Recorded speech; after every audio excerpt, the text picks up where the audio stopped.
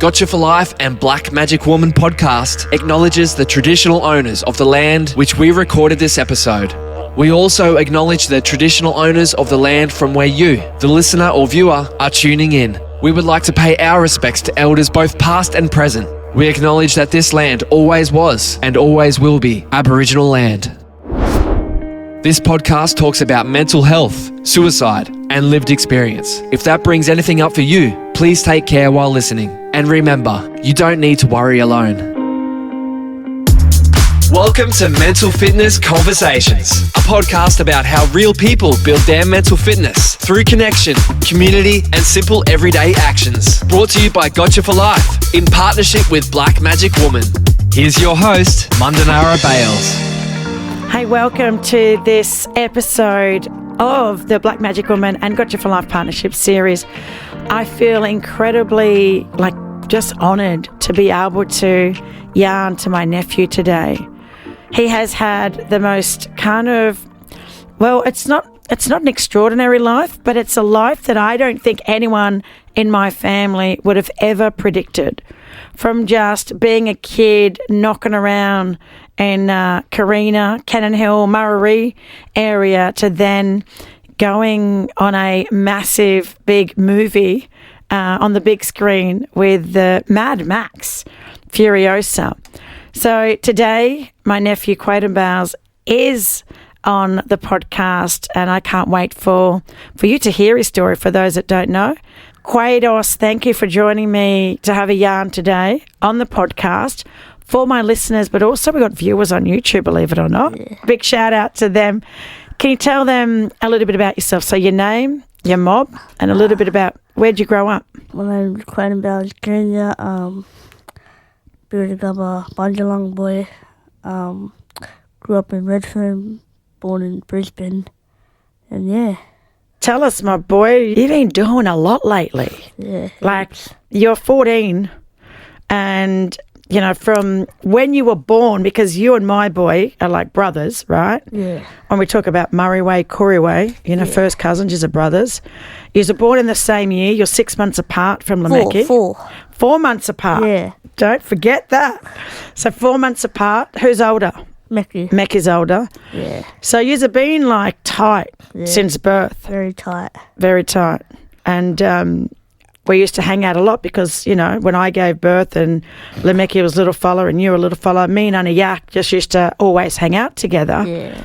So we would go, have coffee or breakfast and, just go medical centre, do our appointments and stuff together. So you and Meki, there's so many photos of you two just back in the day. So it's lovely to see that you've still got that relationship. Yeah. But I remember back in the day, it was quite some time ago, that you was in a documentary called Australian Story. And I saw this clip of you on Australian Story, and you were in the trolley and your mum was pushing you, just getting groceries. Yeah. And you was telling this girl, you were saying, stop looking at me. Yeah. And then they'll take photos of you. Yeah. Do you remember that? Yeah. How old was you? I was about 6 or 7. Yeah. And people were taking photos of you. Yeah, I don't know why, And now this is before... everything. Before everything? Yeah. What happened after that? How did you blow up? Well, one day I went to school and an NBL player came to school, so we was all going to see a meet and greet. And then one little girl was just talking about my height, and I just got sick of it. Mm. So my mum posted on the Facebook, she just had enough of it. And one of the producers of Mad Max, just wanted to give me a try. And then I got the role, and then there. So hold a minute. You're at school one day, there's this girl making fun of you, which is bullying. Yeah. Making fun of you about your height. Yeah. You end up having a bit of a breakdown, a bit of a meltdown, and Mum captured it on video. Yeah. Well, she didn't really capture it. I think she went live and she was trying to tell parents about the effects of bullying. Yeah, and what it does. And what it does. Yeah. It was her a desperate plea for help. How do I help my son? And when is this going to end? Yeah. And then you get a call from a Hollywood producer, George Miller. Yeah, George Miller. What was that like when you had your first yarn with him? It was a bit weird because, like, I didn't really know the movie at the time, and my brother did, and he was freaking out. I was like, oh, wow, is it really that big? And I didn't know. But it was good talking to him, yeah. What did he say? Hey, I'm coming to Australia. Yes, he's actually from here, though. He's Australian? Yeah. I think he's a Sydney boy. Okay. But I think he hasn't, I think he lives over there in America. Yeah. But yeah, he just said, hey, we want to book you. He told me my role, and he's like, you're going to have to die. And he kind of freaked out when he told me that. And I was like, oh, what it's like fake dead in the movie. It's so in the movie, your character dies. Yeah. Yeah. What was it like? Like, I seen you in the movie. I seen you on the big screen, right? Like, was it long days? I mean, lots of, like, was it hard work? Oh, very hard work. 10 hours to 9 hours a day. Or 2 days, yeah. Yeah. 2 whole days? Yeah. So you did like 20 hours on a film set. And you're in the movie for how long? Oh, I'll like a bits and pieces? Minutes? 5 minutes? Yeah. Yeah. So you're doing like 20 hours work for 5 minutes. Would you do it again? Oh, yeah, hell yeah. Yeah. What was the highlight of being in this big Hollywood movie? Probably when I said the line, the Bobby knockers, and then when I said that, I went to do it, and then as I done it, I got shot. Oh. That was probably the highlight. Yeah, and then the big premiere? Yeah, that's a massive. What's that like? Nah, it was good. I was there, right, and I bring my cousin, Quaden Bayles, NBL player. He was like, is that Alexander Volkanovski? I love the UFC. And Alex Volkanovski was there, and I was like, where? I ran up to him, like, I ran so fast, I asked for a photo. Made my day. And you got it on your Instagram? Yeah. Yeah, I saw that photo. Who else did you meet? You met Chris Hemsworth? Well, he's in the movie. Anya Taylor-Joy, she's Furiosa. Oh, yeah. All the producers. Yeah. I saw you on the stage. She's all lined up. Yeah. You were looking pretty sharp. Yeah, that suit cost a bit. Did it? Yeah. And you had a nice watch. Yeah. The shoes. So you looked the part? Looked like a big Hollywood star? Yeah. And what was it like in terms of a lot of the bullying that's happened, you know, in your short life, because you're only 14? Yeah. And then your life took a completely different path where, well, let's be honest, people spreaded a lot of misinformation about you being 18 and not 9 years old at the time. And the whole world was like going crazy about whether or not you were a child actor or whether or not my sister, your mum Yarika, was a fraud. Yeah. They thought she trained you so that you could make money with the crowdfunding. Yeah. How was all that? It was just, like, stupid the way they acted, because what really happened to, there was this guy named Brad. Yeah.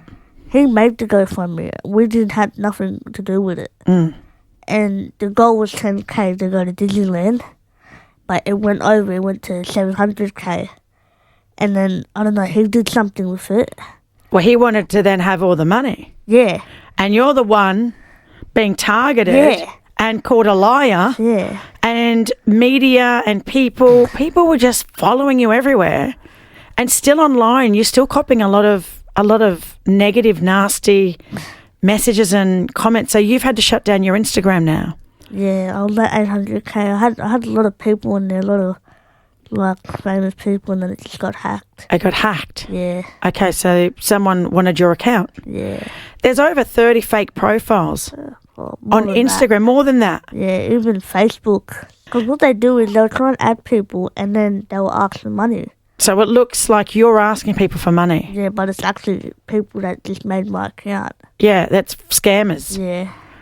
Oh, my God. Quady, you've had to keep, you know, it's like you're navigating all these kind of adversities, right? You're navigating things that most adults don't have to deal with in their lifetime, and you're 14.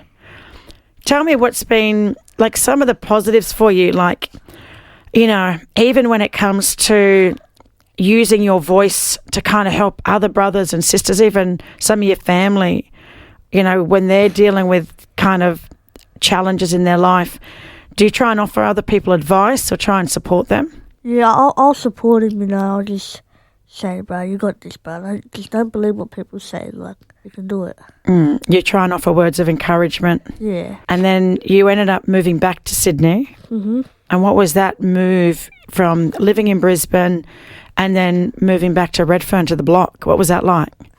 Well, moving back to Sydney was like the best thing that happened in my life, you know, because like I was up here just lonely, depressed, like nothing to do up here, you know. I wasn't feeling myself.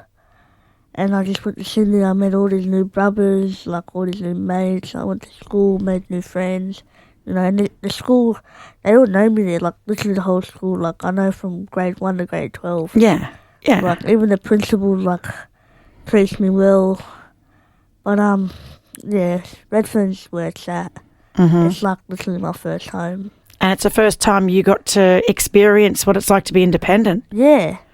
You know, I was down there for a bit with my auntie, you know, while Mum wasn't there, and I actually kind of liked it being on my own.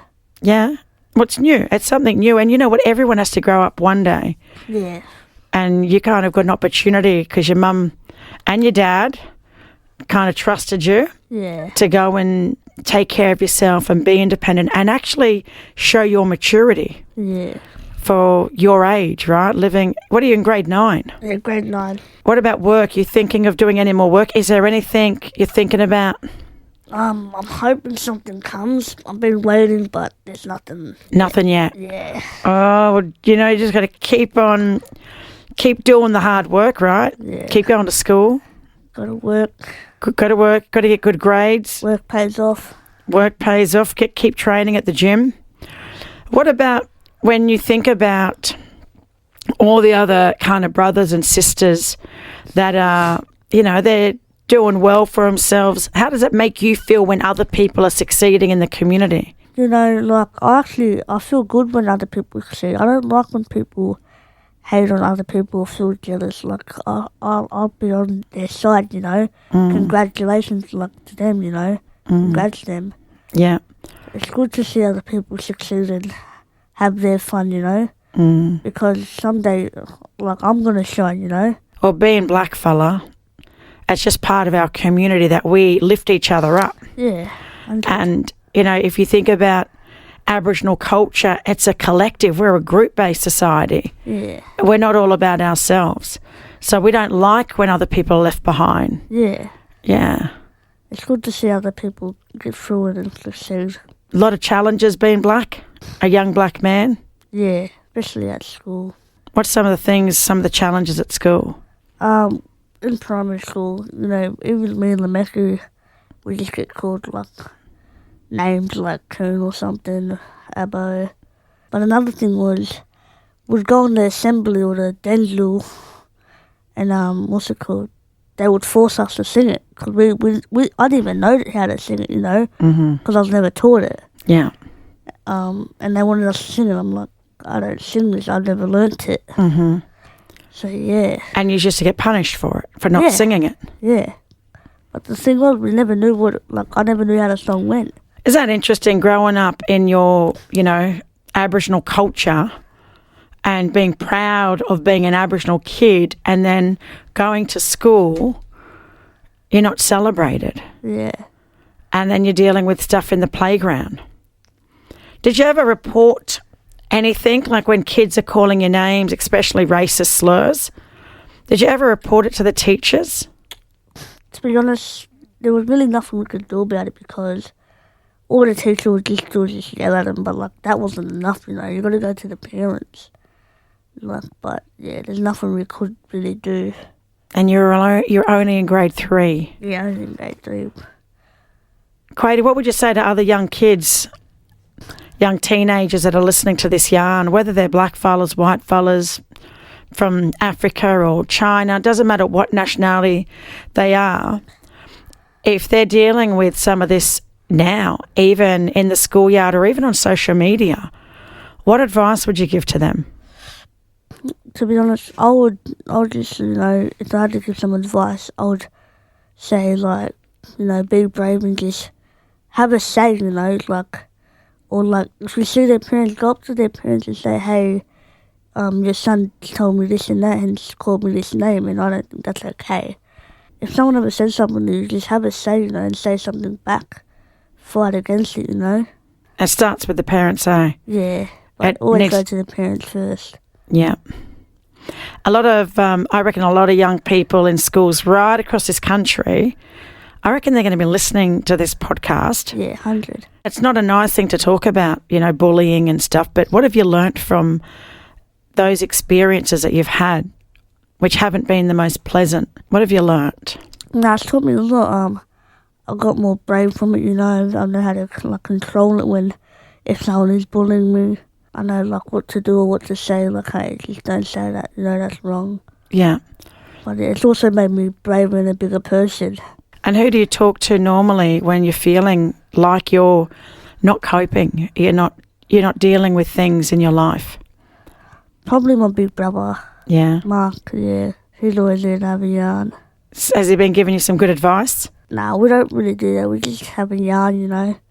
He just tells me, bro, just get through it, you know. But to be honest, bro, like, it's just life at the moment. Not much you can do about it when you're in a country like this. And isn't it sad sometimes to think about that? You know that you're going to be dealing with this stuff for probably the rest of your life. Yeah. Yeah. But you have some better days over others? Yeah, a lot more positive than the negative. More positive. Yeah.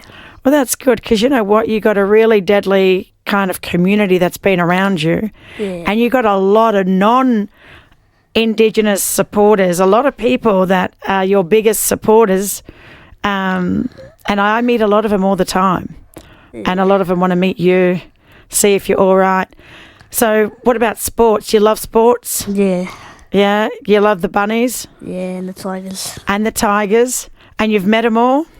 I met most of the bunnies, but yeah, a couple of tigers players. Who do you want to meet? Who's on your hit list that you can't wait to meet? Reece Walsh and Russell Shek. Oh, yeah. He plays for the Warriors now. Yeah. You love sports? Yeah, sports is the major thing in my life. How'd you get into playing sports? Really, my brother and my dad, you know, just grow up always going to my brother's footy games as a little kid. And then, yeah, just got into it like that. Mm-hmm. Being around like Bawali, playing basketball, and then my brother playing footy. I think it's so good that you got older cousins and kind of role models that you can look up to. Yeah. How important is it to have some of those role models in the community?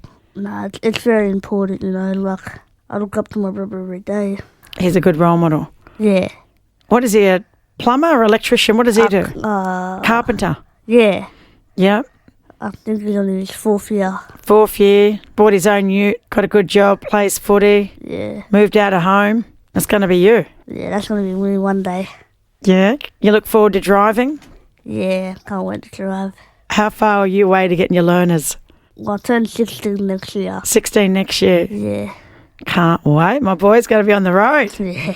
Watch out. Oh, Quaden, I'm really glad that I finally got you to come on the podcast, especially for this really important topic around mental fitness. Yeah. And that's the work that I do while I sit on the board at Gotcha for Life. You know, we're trying to support especially young people when it comes to, you know, teaching people some of those coping mechanisms to be able to support themselves, especially when life throws different things at you, yeah? One day, everything's all good. Next day, you might not be feeling 100%. So trying to get out there to schools and, you know, deliver these programs to young people. Do you think when you was in grade, say, 5, grade 6, if, say, Gotcha for Life came into the school and you're already learning about, you know, your mental fitness and building your emotional muscle, do you think that would have helped you in terms of dealing with some of the bullying? Yeah, it helped a lot, you know. I reckon it would have, yeah, 100%. And there's nothing out there, really. Nah, there's not. You don't really get to learn none of this in school, you know. They just. One day I was learning about Cinderella's diamond shoe. And I just said, nah, I'm not doing this. Not learning anything. Not learning anything. Yeah. So we need to get Gotcha for Life out there into more schools, and hopefully with this podcast partnership, we can have more mob Yeah. go through some of the Gotcha for Life programs. Sure. I'm excited that you're part of this amazing partnership and more people that even if they don't know your story, now they're going to know, that you're just another kid. Well, you're not a kid, you're a young man. You're looking forward to getting your licence, and you're looking for the next big thing. You want to get back into acting. You're waiting for the call. Yeah. I can't wait, my boy, to see what's next for you. Same. So if you want to give anyone a shout out. Shout out to CDP, Waterloo, Redfern. And shout out to Heads Up Barbershop. Heads Up Barbershop. And Redfern Community Centre. Deadly. I was just going to say really quickly, Redfern Community Centre has been a really good place for you to go and hang out, and just a place where you feel like you belong. Yeah. That's really important, isn't it? It's like family there, like there's all the boys, like literally know everyone's name there, everyone have a laugh there, play basketball. I know you want to get back to Sydney, your feet are itchy to go and hang out with the boys again. We'll have to make it happen, Getting back to Sydney to see the boys in the school holidays. For all you mob that have been listening, it's been quite some time since I've had an opportunity to catch up with my nephew Quaden, and man, his story, if you haven't followed the Australian Story on ABC, is a really good documentary. And there's two lots. They done a story and then came back and done another story to kind of see, what Quaden has been up to and the kind of life that he's living now, which you can see he's enjoying every minute of it, but still has some of those moments where, life's not 100%. And he did mention some things around racism. I just want to make a point that if it's made anyone feel a little bit triggered, we do have a national hotline, 13-YARN. I want a big shout out to the mob at Redfern Youth Connect for providing a culturally safe space for our young people to go and hang out, a place where they feel proud of who they are as Aboriginal kids, and a place where that they feel where they belong. Love the work that you do, Annie Marg and Uncle Sol. Big shout out to all the staff there and all the volunteers. And if anyone wants to support some of the work in our community, reach out to Redfern Youth Connect. Well, this has been an amazing opportunity to finally have my nephew Quaden Bayles on the Black Magic Woman podcast. Thanks to Gotcha for Life for this partnership series. And I hope you come back and listen to the next episode, because we've got someone else that's really deadly as well. So stay tuned to the Gotcha for Life partnership series. I hope you've enjoyed this yarn. Until next time, bye for now. Thanks for tuning in to Mental Fitness Conversations. Keep building your emotional muscles with the free Mental Fitness Gym app, packed with tools, tips, and everyday actions to support your mental fitness. Download it from the App Store or Google Play Store, or visit thementalfitnessgym.org. If anything in this episode brought something up for you, you don't have to worry alone. Reach out to a trusted friend or family member and know that support is available. You can contact Lifeline on 131114 or 13-YARN at 139276 for free and confidential support for Aboriginal and Torres Strait Islander people. If you enjoyed this episode, leave us a rating, share it with someone in your village, or drop us a message. We'd love to hear what you think. And don't forget to follow Black Magic Woman and Gotcha for Life on all socials to keep the conversation going.